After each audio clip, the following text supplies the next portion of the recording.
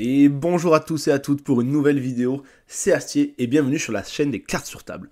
Aujourd'hui on se retrouve pour une nouvelle analyse de deck et comme vous l'avez vu dans la miniature, celle-ci portera sur Ahsoka et sur la coordination. Mais avant de vous parler de cette liste, je vous laisse avec l'intro.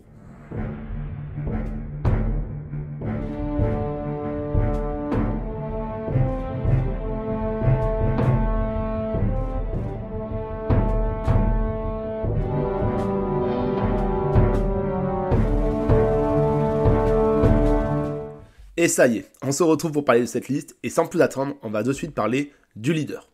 Donc le leader, vous l'avez deviné, c'est Ahsoka Tano qui est issu du starter set, qui est un de mes personnages préférés, mais ceci dit, on va pas se mentir, l'illustration est pas dingue, celle-ci est plutôt belle, mais je vous mets là la showcase. La showcase, honnêtement, ma plus grosse déception sur les showcases, je la trouve tout simplement hideuse. Mais bref, sans plus attendre, on va parler de suite de ses capacités. Donc, elle a une capacité qui n'est activable que lorsque vous avez au moins 3 unités sur le board. Donc sa coordination, elle va vous faire incliner Ahsoka et vous pouvez attaquer avec une unité. Elle a +1/+0 pour cette attaque, que vous attaquiez une unité ou la base. Plutôt intéressant, mais on va voir que c'est assez faible sur les premiers tours, donc c'est plutôt complexe. Lorsqu'elle est déployée, quand vous avez 5 ressources, c'est une 3-6 qui a en coordination et l'unité a +2/+0. Attention, c'est natif, c'est pas qu'en attaque, donc ça devient une 5-6. Donc là, par contre, elle est plutôt strong du moment que vous avez au moins 2 autres unités sur le board. Parce que je rappelle que Ahsoka Tano, l'unité qui a coordination, compte elle-même parmi les 3. Et c'est une Ahsoka Tano jaune. Donc on rajoute une base classique, un niveau 1313. Voilà, rien à dire sur cette base, c'est pour pouvoir s'ouvrir certaines options de coordination, il y a des cartes très intéressantes. Allez, on va passer de suite aux unités. Donc ici on a une 1-2 pour 1, pas foufou, mais dès lors que vous avez au moins 3 unités sur le terrain, elle a +1/+1, et donc c'est une 2-3. Là ça devient un peu plus intéressant, notamment lorsqu'on en a plusieurs, on va pouvoir les garder en main pour les jouer au moment opportun pour avoir la coordination. Attention, je déconseille de le jouer au premier tour parce que justement vous les gardez à des moments clés pour pouvoir activer vos coordinations, et si vous les jouez au tour 1 avec une 1-2, ça risque de partir très vite. Là, la R2D2, alors sûrement une des meilleures cartes de tour 1 de ce set 3, à l'instar, je vous le mets ici, de la Sabine Wren du set 1, que j'ai hésité à mettre dans le deck, mais qui ne rentrait pas dans ma petite stratégie de République, vous allez voir après. Donc ce R2D2, c'est un jaune-blanc, et une 2-4 très bonne stat, qui meurt sur très peu de choses au tour 1, au tour 2, mais qui dit qu'une fois joué, vous pouvez défausser une carte de votre main, une carte morte, et dans ce cas, vous cherchez une carte parmi les 3 cartes du dessus de votre deck, et vous la piochez. Donc c'est intéressant, si vous avez une carte, vous n'êtes pas forcément convaincu de son utilité, soit vous l'avez mise en ressources, soit par exemple si vous avez 3 cartes qui n'étaient pas forcément utiles, il vous en reste une en main, et vous pouvez la recycler avec une autre carte. Ce qui est bien, c'est qu'il n'y a pas de contrainte. Les 3 cartes du dessus, vous pouvez prendre une Amélio, un événement, une unité, là-dessus vous êtes totalement libre, ce qui fait la puissance de cette carte. Ensuite, vous avez la Ahsoka Tano légendaire, vous allez voir des légendaires, il n'y en a pas 50 000 dans le deck, mais celle-ci, elle est ultra intéressante, parce que c'est une 3-4 pour 3, très très bonne stat, hein, à l'instar de Ezra, mais c'est surtout que tant que vous contrôlez moins d'unités que votre adversaire, elle gagne en muscade. Et c'est intéressant, puisque nous, on va chercher à activer nos coordinations, à en avoir plus, mais il y a forcément fatalement des moments où on en aura un peu moins que notre adversaire, et donc il va falloir reprendre ce contrôle du board, et Ahsoka Tano, elle est là pour ça. S'il y a une légendaire dans laquelle vous devriez investir, c'est cette carte, parce qu'elle est très bonne, et elle rentre dans beaucoup de decks. Pour moi, elle rentre quasiment dans tous les decks gentils, jaunes. Donc, son action pour 2, renvoyer cette unité à chaque amélioration sur elle dans les mains de leur propriétaire. Donc ça peut être cool pour contrer des primes, pour la remonter en main, pour l'avoir avec full vie, etc. Ça, c'est plutôt sympa. Et enfin, frère de cuve, donc une fois joué, vous créez un soldat clone, donc le jeton. Donc pour 3, vous avez une 2-1 et une 2-2, ça permet d'accélérer très rapidement le fait de pouvoir activer vos coordinations. C'est une excellente carte, et forcément toutes les cartes que je vous ai présentées ici, pour l'instant, on les met en 3 exemplaires. On continue de suite avec Jessie. Alors, Jessie, une 4-4 pour 3 qui est très forte, qui a raid 1, donc c'est une 5-4. Une fois joué, un adversaire crée 2 jetons droïdes de combat. Légèrement pénible, mais nos jetons à nous ont de meilleures stats et peuvent aller faire les trades, mais surtout que Jessie est très bon, par exemple, il peut très facilement aller trade le Boba Fett légendaire du set 1 que je vous mets, qui a des stats de 3-5, et donc notre Jessie attaque en 5-4, et donc peut le trade, le tuer, sans mourir. Et c'est très intéressant, cette carte est excellente, je dirais pas que c'est la meilleure carte du set, mais elle est dans, clairement, si je devais faire un top, dans mon top des cartes peu communes de ce set 3. Enfin, vous avez Heavy, forcément. Hein. Là, on le met qu'en 2 exemplaires. Il a coordination raid 2, donc une 6-4 quand elle attaque. Mais c'est surtout qu'une fois éliminée, elle inflige 1 dégât à chaque unité terrestre ennemie. Donc, on le met qu'en 2 fois, parce qu'en 3 fois, c'est pas des stats non plus excellentes.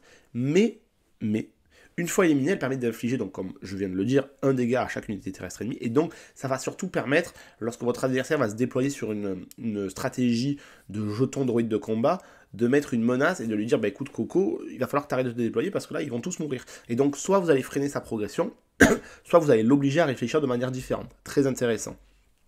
Le Plo Koon en 3, très intéressant, une 3-6 avec embuscade qui peut aller finir beaucoup d'unités, mais lorsque vous avez coordination, du moment où vous avez 2 unités sur votre terrain, vous jouez Plo Koon, vous passez à 3, et là vous faites l'embuscade avec Raid 3, donc une 6-6, ça surprend beaucoup, c'est très fort, j'aime énormément la carte, dommage qu'il n'y ait pas un petit sable dans l'illustration, mais c'est plutôt classe quand même, la position est plutôt sympathique. Il faut apprécier aussi les arts, on n'est pas là pour parler que de stats purs et durs. Et le kit Fisto, alors... Kit Fisto saboteur, coordination en attaque, vous pouvez infliger 3 dégâts à une unité terrestre. Il est plutôt cool, il a des sacrés stats. Pour 6, c'est une 7-6. Si vous n'avez pas Kit Fisto, ou si vous préférez jouer une carte un peu plus tôt, vous pouvez tout à fait mettre, je vous le mets juste ici, le Anakin des starters, qui est une 6-6 pour 5 si je ne m'abuse, qui est excellent, hein, qui est très très fort. Moi j'ai mis Kit Fisto parce qu'on va chercher à optimiser un peu plus de dégâts, mais ça se vaut l'un vaut l'autre. Tant que vous avez une carte République, c'est très bien.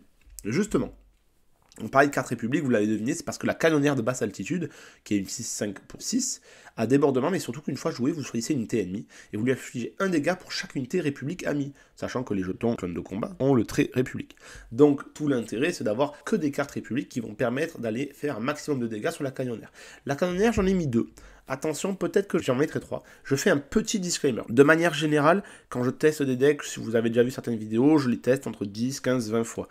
Suite à certains événements, notamment où le fait que Karabast a été un peu down dernièrement, j'ai pas pu tester le deck autant que je le voudrais. Je l'ai testé, mais voilà, donc c'était plutôt compliqué pour faire les ajustements nécessaires. Peut-être que la canonnière, il faudra peut-être la mettre en 3 fois, mais vous verrez le lien dans la description pour la decklist. Je la mets à jour en fonction de mes tests et de mes ajustements. On continue avec la nacelle d'attaque de la République, une 6-7 pour 6, mais qui peut coûter 5 du moment que vous avez au moins 3 unités sur le terrain. Et là, si vous payez 6-7 pour 5, c'est plutôt sexy, ça fait mal. Après, il n'y a pas d'autres capacités en tant que telles, c'est vraiment de la stat pure et dure. En 2 fois exactement. Mace Windu, ici c'est une légendaire, mais c'est une légendaire, comme vous le savez, qui ne coûte pas très cher, voire même le prix d'une rare. Une 5-7 pour 7 en embuscade, très intéressant, et lorsqu'elle permet d'éliminer une unité, vous pouvez la redresser.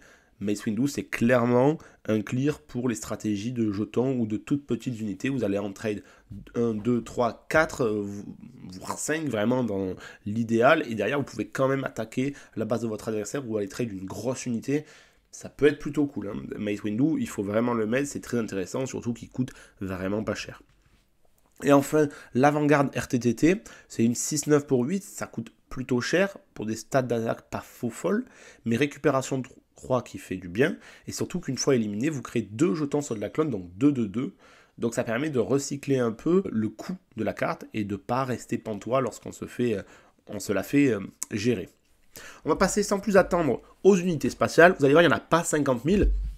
La première, c'est l'intercepteur d'Anakin, qui est une excellente carte de tour 1, une 2-3 pour 2 des statistiques plutôt honnêtes, mais surtout que tant que votre base a au moins 15 dégâts sur elle, cette unité a plus 2, plus 0, donc ça devient une 4-3, et là ça devient plutôt intéressant. On a ce petit boost qui fait plaisir, donc c'est pas trop grave non plus si on prend une masse de dégâts. Attention cependant à surveiller vos points de vie.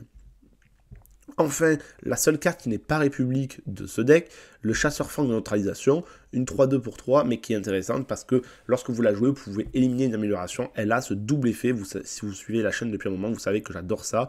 Les cartes qui permettent de venir sur le terrain et de faire un autre effet, qui permet de détruire une amélioration. Je pense notamment à Intention cachée, qui est plutôt pénible, à Traître, qui peut être pénible, hein, toutes les cartes je vous les mets ici, et à toutes les améliorations qui sont vraiment très fortes pour l'adversaire. Et enfin, le Resolute. Alors, le Resolute, c'est aussi une légendaire. Mais je le mets en 2 fois, parce que je le trouve plutôt intéressant. C'est une 8-8 pour 10, mais qui coûte 1 de moins pour chaque groupe de 5 dégâts sur votre base. Donc, si vous avez 15 dégâts sur la base, l'intercepteur d'Anakin passe en 4-3, et le Resolute passe à 7 pour 8-8, c'est plutôt cool. Mais surtout qu'une fois joué, et lorsqu'il attaque, vous infligez 2 dégâts à une unité ennemie, et à chaque autre unité ennemie qui porte le même nom qu'elle. Et là où c'est intéressant, c'est que, vous l'avez compris, quand vous le jouez, tous les tokens adverses disparaissent. Que l'adversaire joue une stratégie de jeton droïde de combat, ou clone de combat. Donc ça, c'est plutôt sexy. Foncez, c'est une légendaire qui coûte, moi je les ai obtenus à 3 € unité en anglais, et en français c'est pas beaucoup plus cher, vraiment c'est moins cher que certaines rares. Foncez, elle est très bien. On passe sans plus attendre aux événements. Alors les événements, vous allez voir, il n'y en a pas 5 milliards. On a l'intrusion pour 2, attaquer avec une unité, elle a plus 2, plus 0, et gagne saboteur pour cette attaque, que vous attaquez une unité ou la base, plutôt intéressant, ça surprend, ça coûte 2, c'est plutôt cool. Moi j'aime beaucoup, ça surprend, l'art est sympa, là vous voyez ça c'est un bel art d'Ahsoka, que j'aime beaucoup. Ensuite on a esprit créatif pour 2, vous inclinez une unité non unique, plutôt intéressant pour ralentir la progression de votre adversaire, mais surtout vous créez également un jeton soldat clone. Ben là, c'est plutôt cool en fait, parce que du coup vous allez incliner l'adversaire, et vous, en plus de ça, vous allez peut-être vous permettre d'ouvrir les capacités de coordination de vos unités. Ça, c'est pas à négliger, c'est pour ça qu'on le met en 3 fois. Et enfin le lancer de grenade, que je n'ai mis ici qu'en 2 fois, mais qui permet d'infliger 2 dégâts à une unité, puis vous pouvez infliger 1 dégât à une autre unité dans la même arène. La vôtre, une des vôtres ou une de l'adversaire. Plutôt cool pour aller finir les petites unités, pour aller péter les petits shields, pour tuer des petits tokens qui seraient relativement pénibles. Donc le lancer de grenade, c'est une carte que j'affectionne particulièrement. Et notamment, vous l'aurez compris, quand vous jouez Jessie, vous créez 2 jetons droïdes de combat à votre adversaire, vous pouvez de suite les clear si vous avez le lancer de grenade. N'oubliez pas ça. On passe aux améliorations. Les améliorations, il n'y en a pas 12 000 non plus. Bon, vous l'avez deviné, si on a Ahsoka en leader et sur le terrain, on va mettre son sabre laser Padawan d'Ahsoka. On n'en met qu'en 2 exemplaires parce que la stratégie ne tourne pas autour d'Ahsoka. Une fois joué, si l'unité attachée est Ahsoka Tano, vous pouvez attaquer avec une unité. Donc, c'est pas avec cette unité. Donc, vous pouvez attaquer avec n'importe quelle unité après. Donc, il ne faut pas se dire, ah, si je joue le sabre laser d'Ahsoka Tano, je vais perdre une action parce que derrière, il va pouvoir me clear mon unité avant qu'elle attaque. Non, vous pouvez le jouer et en plus de ça, vous pouvez attaquer avec une unité. Donc, c'est vraiment gratuit. Et pour un plus 2, c'est plutôt sexy niveau dégâts. En plus, vous pouvez le jouer du coup sur n'importe qui à part les véhicules. Donc, plutôt sympathique. Et enfin, la cohorte de clones, vous l'avez compris, vu que notre objectif, c'est de réussir à conserver notre état coordination, l'objectif, ça va être de recycler nos clones. Donc ici, la cohorte de clones pour 2, c'est plus 0, plus 0. Mais notre unité, elle gagne raid 2, donc notre adversaire va être motivé à venir le trade et à venir tuer notre unité. Mais une fois qu'elle est éliminée, elle se recycle puisque un soldat clone vient la remplacer. Et ça, c'est plutôt sympa, puisque ça va nous permettre de garder notre niveau de nombre d'unités sur le terrain.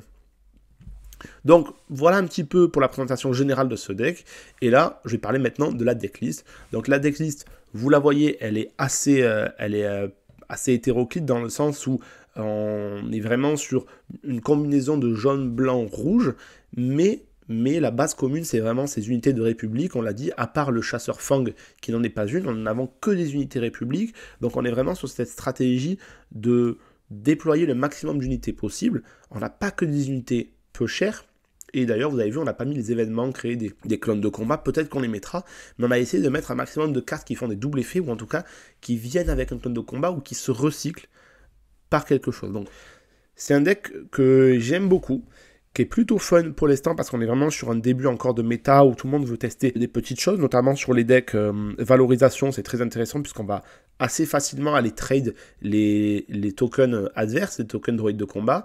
Après, à voir sur des gros decks, notamment, c'est vrai que là, il y a eu dernièrement le gros deck de Django, à voir un petit peu ce que ça va donner contre ce genre de decks qui sont légèrement plus consistants, on va pas se mentir, mais j'ai essayé de vous faire un deck avec Ahsoka Tano assez fluff, qui est plutôt dans son ADN de général d'armée, qui va aller avec les clones, et donc voilà ce que ça donne à peu près.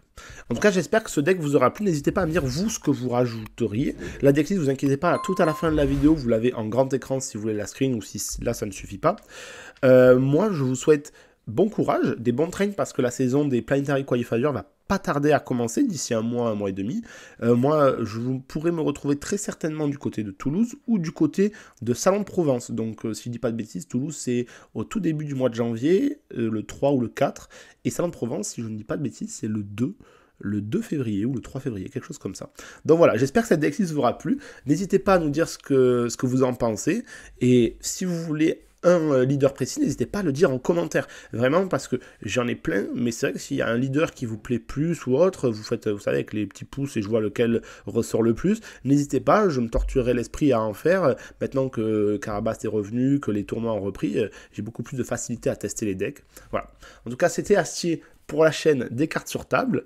Et sur ce, il ne me reste plus qu'à vous souhaiter bon jeu.